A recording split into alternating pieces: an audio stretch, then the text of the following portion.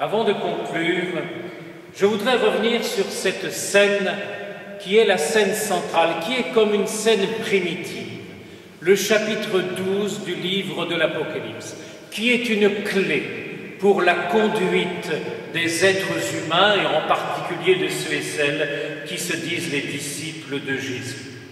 Une clé pour choisir, pour décider et pour ne pas avoir peur. Pour ne pas avoir peur, tout en se laissant traverser par la peur. J'y reviens. Il se pourrait bien que cette scène du chapitre 12, avec le signe toute splendeur et le signe toute terreur, que cet épisode-là corresponde à ce qu'on appelle une scène primitive, une scène imaginaire, un fantasme. Dans la littérature, il existe des personnages ou des situations qui sont comme des supports, en fait, qui cristallisent, qui mettent en mots ou en images des désirs qui sont en fait barrés par la vie sociale ou les interdits religieux. Ça joue avec les pulsions diverses qui nous traversent, ça joue avec la mort et l'amour, avec la passion, avec Eros et Thanatos. Il y a des zones troubles en tout être humain, le sexe, le pouvoir, l'argent, la violence.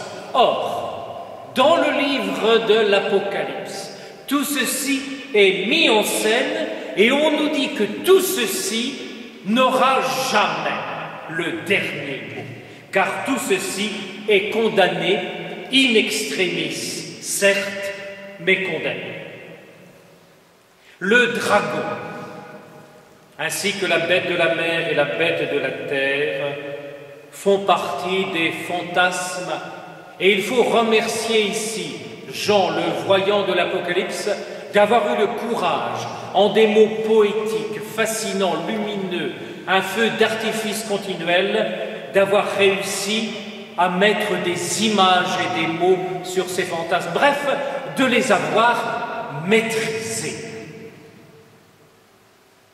La couleur rouge-feu, qui est celle du dragon, a déjà été celle d'un certain nombre d'éléments liés à des tueries lors de l'ouverture du deuxième sceau.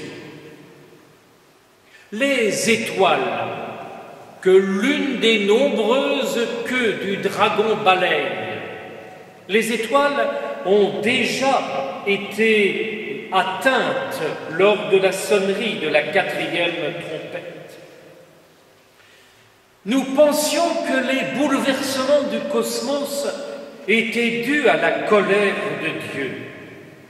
Il se pourrait bien que le chapitre 12 nous dévoile que la colère de Dieu, en fait, n'était peut-être qu'une interprétation trop rapide pour l'action du dragon. Les têtes, les cornes, les diadèmes ont une monstruosité que notre lecture nous invite à identifier comme l'inversion de la beauté de la femme et la caricature, en fait, boursouflée du pouvoir de la nuit. Notre sensibilité esthétique est peut-être, je l'espère, quand nous lisons ce texte, révulsée. Peut-être qu'on se fait peur et qu'on se fait peur à bon compte, mais après tout, les contes sont faits pour avoir peur, puisqu'on sait que le méchant, de toute façon, à la fin, va mourir. Notre intelligence va néanmoins discerner en ce dragon quelque chose qui peut-être est en nous, ou dont les dards, quelque part, nous menacent. Il nous est dit que ce dragon attend la naissance de l'enfant pour le dévorer dès sa naissance. Et j'aime bien le mot « dévorer ». Il y a là quelque chose de la gourmandise. Il ne s'agit pas de déguster le barbeau. Il s'agit de l'avaler, de le dévorer, de l'ingurgiter, de le faire soi. de le manger comme un boa avale le mouton, si je prends le Petit Prince.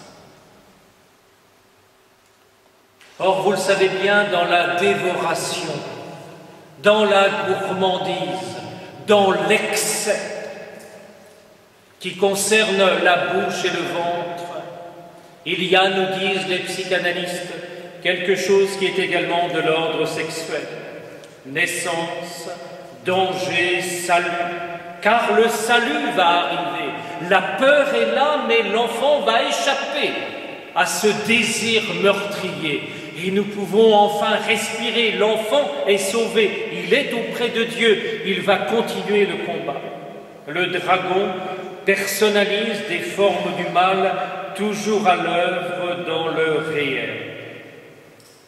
Son aspect physique est monstrueux, marqué par le rouge, marqué par le feu, marqué par la mort. Mais la haine qui l'anime, car c'est par haine, par simple, par pure, par monstrueuse haine, sans d'autre raison que la haine qu'il veut dévorer l'enfant. Cette haine, elle est humaine. Vous voulez un exemple? Oh, je ne vais pas le prendre dans l'actualité. Au début de l'évangile de Matthieu, il existe un roi, Hérode. Et il me semble, si j'ai bien lu le début de l'évangile de Matthieu, que ce roi veut dévorer un enfant nouveau-né. Oui? Non? Oui, bien sûr. Hérode n'est jamais que l'une des nombreuses actualisations du dragon. Ah si, il faut que j'en parle d'une actualisation parce qu'elle est passée. On a beaucoup parlé d'Afrique du Sud ces derniers temps. Il me souvient d'un entretien avec Monseigneur Emmanuel Lafont. Vous vous souvenez qui a été prêtre à Soweto et qui a bien connu Desmond Tutu ainsi que Nelson Mandela. Il n'avait pas de contact avec Nelson Mandela. Mais Emmanuel Lafont disait que lorsque les gens des quartiers populaires dans lesquels il était voyaient les chars venir dans les quartiers de Soweto, il n'y avait aucune peine pour eux à identifier les dragons. Les dragons avaient pris la figure des chars. Ça, c'est un exemple d'actualité qui est plus récent. Mais mon Dieu, je vais arrêter là parce que nous pourrions mettre beaucoup d'éléments de notre réel qui, en fait, ont déjà été configurés par le poète de l'Apocalypse lorsqu'il a décrit le dragon. C'est parce qu'il n'a pu dévorer l'enfant dans le ciel que le dragon sème avec ses bêtes confusion et désordre sur la terre. Et les crises historiques, d'après l'auteur du livre de l'Apocalypse, sont dues d'abord à l'action du dragon. Mais tout ceci va se terminer. Je vous l'ai déjà dit, il y a donc le dernier combat, le cavalier, le Christ qui va la bête, et enfin l'agneau pourra régner sur les décombres des monstres qui s'en iront pour l'éternité dans le fond des abîmes. Lesquels abîmes vont disparaître dans la nouvelle création, et ce sera ma conclusion. Dans la nouvelle création, le monde offert par Dieu n'est pas le retour aux origines. Il n'y a pas, pour l'auteur du livre de l'Apocalypse, une première création avec le ciel, la mer, la terre, la lune, les étoiles, le soleil, la végétation, les animaux et puis l'être humain. Il n'y a pas un premier jardin dans lequel déjà un monstre qui à ce moment-là avait figure du serpent, avait distillé le soupçon et établi les cassures entre l'être humain et son Dieu et entre les êtres humains. La victoire sur le dragon n'est pas le retour à l'origine. Car, à la fin de l'histoire, ce n'est pas au paradis que nous retournons, mais nous entrons dans une ville nouvelle. Et qui dit ville, dit architecte, dit artisan, dit maçon.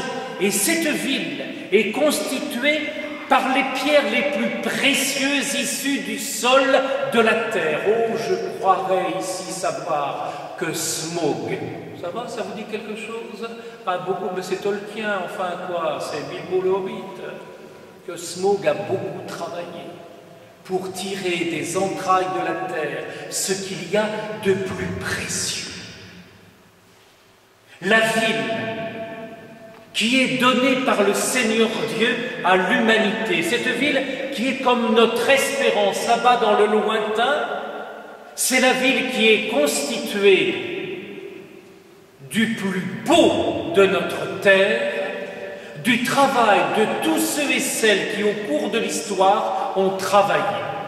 J'y insiste, le paradis, ce n'est pas un jardin, ce n'est plus un jardin, ça c'était autrefois. La ville nouvelle prend acte de ces espaces sociaux où les êtres humains se rencontrent, car si on peut se rencontrer dans un jardin, comme le jardin des plantes que je traverse régulièrement pour prendre le train, si on peut se rencontrer dans des jardins, on se rencontre plus souvent dans des villes, dans les rues, sur les places, dans les lieux publics, les églises, les supermarchés, les magasins. Il n'y a pas de lieu plus social, plus humain, plus communautaire que les villes.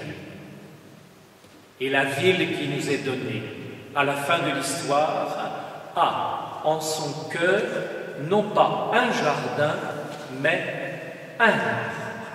Alors lui, cet arbre-là, il nous vient directement du temps des origines. C'est l'arbre de vie. Il est d'ailleurs entouré par une sorte de fleuve, de cours d'eau. Un prophète, autrefois, dans le livre des Écritures, avait eu une vision semblable. Elle est ici comme épurée, seuls les traits essentiels apparaissent. Le fleuve, vous devinez l'arbre, le fleuve qui vient du trône de Dieu.